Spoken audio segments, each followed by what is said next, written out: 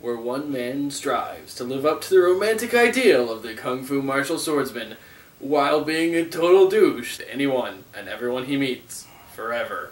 And a young gambling addict tries to get his way out of indentured servitude through scammery. A warrior left for dead seeks his revenge. A criminal mastermind turned doctor who just wants to be left alone to spend his ill-gotten gains. A woman trying to win her man through indentured servitude.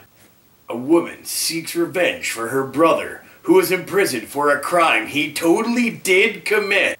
All this and more leads to one climactic martial showdown in Deadly Breaking Sword. Coming 35 years ago to a movie theater nowhere near you. Hi, I'm Brolin. I'm Funsu. And I'm Ninja Master Phil. And we're the Foo Crew. And today we're reviewing Deadly Breaking Sword. Now, we kind of, if you weren't paying attention to the little jokes we were making, that was kind of the plot of this movie. It's definitely a classic martial cinema in the sense, when you say in the sense that it's less about necessarily why these people are interacting and more about who's interacting. Exactly. It's like, what does this pawn say when he's encountering this bishop? It's not really like what move led this to occur. It's a series of short encounters that convey something about the characters involved. It's not like they have to take a ring and destroy it in the same amount that it was forged or whatever. And because it's a standard piece of Hong Kong cinema, it will end in a climactic battle. Mm-hmm. There will actually be several climactic battles leading up to it. There's actually, momentous occasions littered throughout this movie. The variable cornucopia of kung fu clashes. Mm-hmm. Nice alliteration. Thank you. So, the movie starts off with the Deadly Breaking Sword, Tuan Cheng-Jing, played by the awesome Lung Ti, who's one of my all-time favorite kung fu movie actors. See him in other movies like The Master, Killer Constable. He's in a lot of things. He's still working. 35 years later, he was in a movie in 2011, so hopefully he'll just keep on making cool movies. But he's one of my favorite actors, and he plays a really great character. He plays kind of a parody on the whole romantic martial swordsman motif, where he actually even drops a line in the movie, like, I am destined to be rich and famous, and you're destined to be poor and beggarly. It's just like, that's the kind of character we're dealing with. And what I like about this movie is he's the main character, he's the titular character, and other really prolific actors like Alexander Fushun kind of take a side role, I guess you could say, just because they're meant to be a shaping element the way I took the movie. He is this master swordsman who thinks he deserves all these things, and he gets involved in a quest for revenge that he doesn't necessarily have any stake in at all, other than the fact that he happens to have mastered this incredibly deadly sword technique, and so of course everyone's trying to broker favor and curry favor and that kind of thing. And of course everyone expects him to be involved in the shenanigans, and he doesn't want to let anyone down, because he's built on meeting people's expectations. Kind of thinking about it, this actually movie is a very interesting commentary, both on how other people can shape a character, but how this characterization of the martial swordsman gentleman rolling into town can have great waves throughout. Because if he hadn't rolled in, the evil doctor wouldn't have gotten involved in half the things he did. Alexander Fusheng's character, Xiao Dao, wouldn't have gotten that money as quickly he needed. It very much has a domino effect. When someone like the Deadly Breaking Sword comes to town, it forces things to escalate. I love the Killer Doctor, because I love so many things about this movie. The Killer Doctor's a great character too, because the first scene you meet him in is he's helping people, and then also helps this guy who's the victim of this Jingwu clash. And the only thing you have to go on that he's bad is that he once upon a time was a criminal. And his nickname of Killer Doctor. He made the unfortunate mistake of betraying the brother of who would eventually become an incredibly influential and famous prostitute. I guess, jokes on him for not reading the future. Yeah, it's rarely implied that, yeah, he has the nickname the Killer Doctor, but that is a name he's tried to leave behind. Mm-hmm. He has become a philanthropist, he's become this doctor, and he's trying to move past it. I think people actually introduce him as the philanthropist at one point. Yeah, a few times. Which brings me to, I guess, one of my points. One of the themes that seems to go throughout the film is the kind of like sincerity in a world full of lies. Like, the Killer Doctor could just be trying to turn his life around. He could just be a greedy guy who got hold of like $3 million worth of gold. He could be numerous things. They bring in his kind of less than glorious elements slowly in such a way that you might think they either are leftovers from his past or just him being evil. You can really read him multiple ways, as you can most characters. Like, to some people, I'm sure Deadly Breaking Sword just seems like a chivalrous guy with a bit of a chip on his shoulder. To a lot of other people, it just seems like an arrogant, classist douchebag. I mean, even arguably our hero of the movie, Xiao Dao, he could be, this that puckish rogue that's just trying to make his way through life, or he's a greedy little shit who's just trying to game the system. I actually like the Killer Doctor specifically because I think that character archetype has been used in another movie that's really popular lately.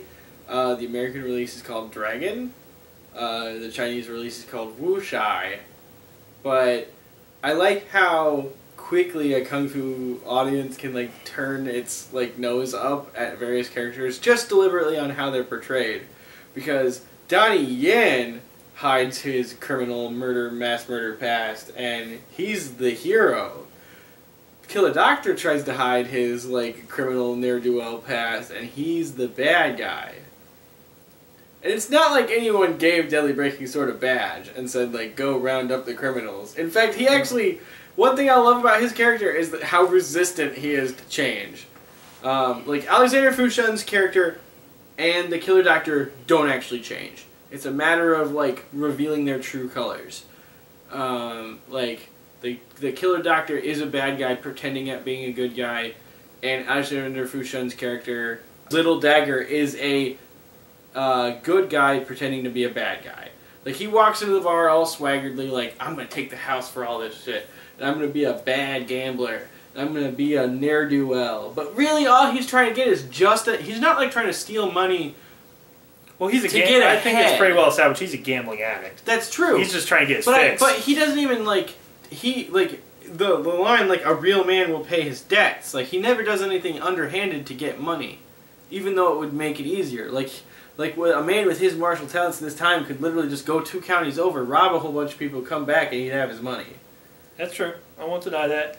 Alexander Fushun, I feel, he's the closest thing this movie has to a character you can point out and be like, that is a moral compass.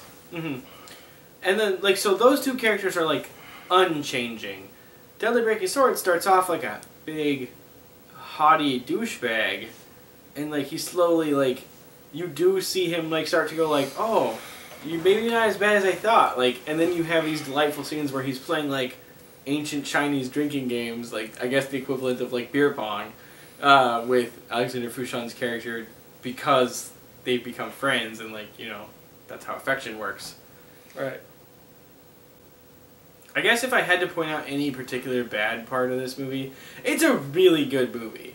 It's hard to find problems with it.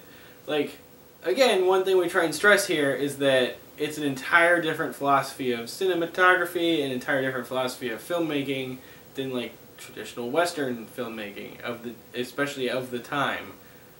But it really just tries to hammer home a whole lot of very emotional, complex concepts through a series of people punching each other.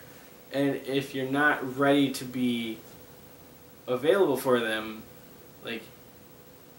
you're gonna miss it. But I guess if I had, not to get too complicated, but if I had to pin down a bad thing, I guess we could say, I think we're all pretty much in agreement, there's extra stuff that doesn't really matter. we didn't actually need verification. I actually think it hurts the movie that the brother gets released from prison and comes back. Right, because there's a prison break scene that's unnecessary. I would argue Alexander Fouchung's... Look, I understand this is a part of action filmmaking, that every badass has to be introduced with a badass fight, so we all know how badass they are before things go down. The Kung Fu Cretin trio? Yeah, like before Xiao Dao pretty much sells himself in a poorly gone game of Pai Gow, he's interrupted by a group of 3 Kung Fu douchebags who are not as skilled as they think they are. And it's a good scene. I enjoy it. I mean, if I didn't enjoy it, I certainly wouldn't enjoy the movie as much as I do. But, that could have been cut because it's really hard not to believe Xiao Dao's a pretty bad hombre, considering he has, a hidden dagger on him at all times and jumping all over the place with, his acrobatic skills. I think we're all on board. But yeah, but I mean, to finish the point, I mean, correct me if I'm wrong, but part of the mystique of the whole scenario is that you don't necessarily know who's telling the truth. But as soon as the brother gets broken out of jail so that he can positively identify the killer doctor, it kind of throws that out the window a little bit. Right, I would argue this movie, like a lot of movies from all countries, a lot of filmmakers feel like they have to bring up the curtain and reveal everything and leave no ambiguity after the film, and that's what this movie suffers from. It needs you to know, the movie wants you to know that yes, it's okay. Killer Doctor guy died. Yeah, evil Killer Doctor actually did those things people accused him of. Yes, these characters actually are fighting for right. It just doesn't want you to have any ambiguity, and that's why that scene exists. And yes, it does kind of undercut the overall theme of sincerity in a world full of, let's be honest, liars and killers. That is what Wu Lin is, that is what Jing Wu is, that is what the Chinese underground in these stories represents. So yeah, it does undermine itself a little there. Enough for me to say it breaks the theme, no, but it certainly undermines it somewhat. Okay, so favorite thing about it, I loved all the clashes, I love the action, it's well paced, everything's good. Least favorite thing about it, a little fluffy at times. I'm going to go ahead and give it a straight 7 out of 10. Alright, well, my favorite thing about this movie is, as I mentioned before, with the themes and the fact that the Chinese underground is a place full of assassins and thieves, etc., etc. This movie tends to do something people don't do much these days. This movie is gritty. It doesn't pull any punches. I mean, the guy's main sword fighting technique is breaking swords off into people. It certainly doesn't take out anything as far as the bite's concerned. But you know what? There's a lot of bright colors going on. There's a lot of characters actually enjoying themselves. It is definitely a gritty film that manages to have fun. Remember that? Fun. Used to go to a theater, pay a guy some money, sit down, eat some popcorn, then you'd leave. You'd actually feel better than when you went in. I think it's insane that I have to point that out as such a big positive, but gritty doesn't need to be depressing. Gritty does not need to be boring. This movie does everything it needs to do. It doesn't give you a bunch of cleaned up Boy Scouts, but it doesn't also give you a bunch of sociopaths in a world of gray and mud.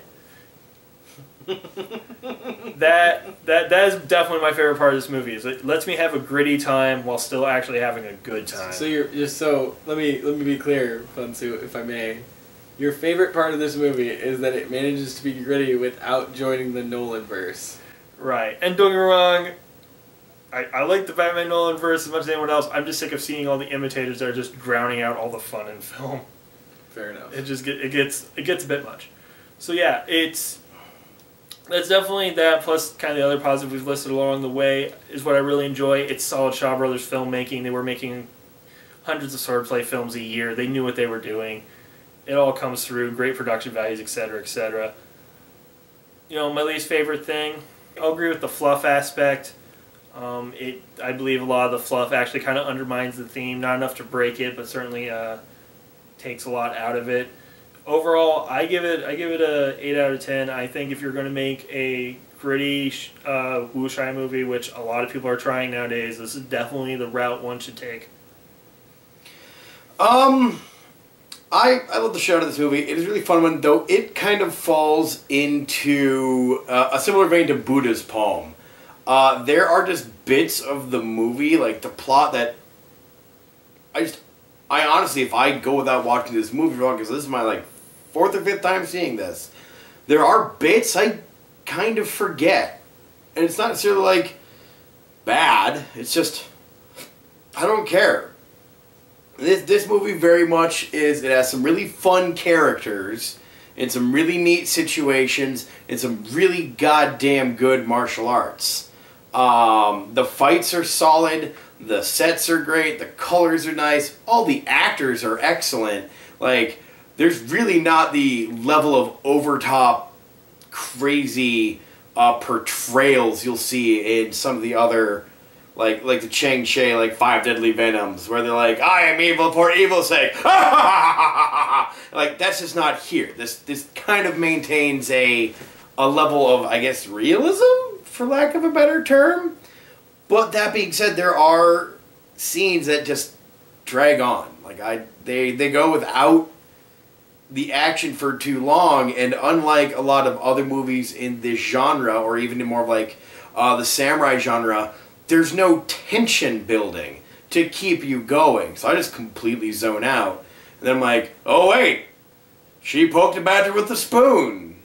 I completely forgot that happened. At the end of the day, it's still a hell of a fun movie. I still really enjoy watching it. I'm going to join Berlin on a solid 7 out of 10.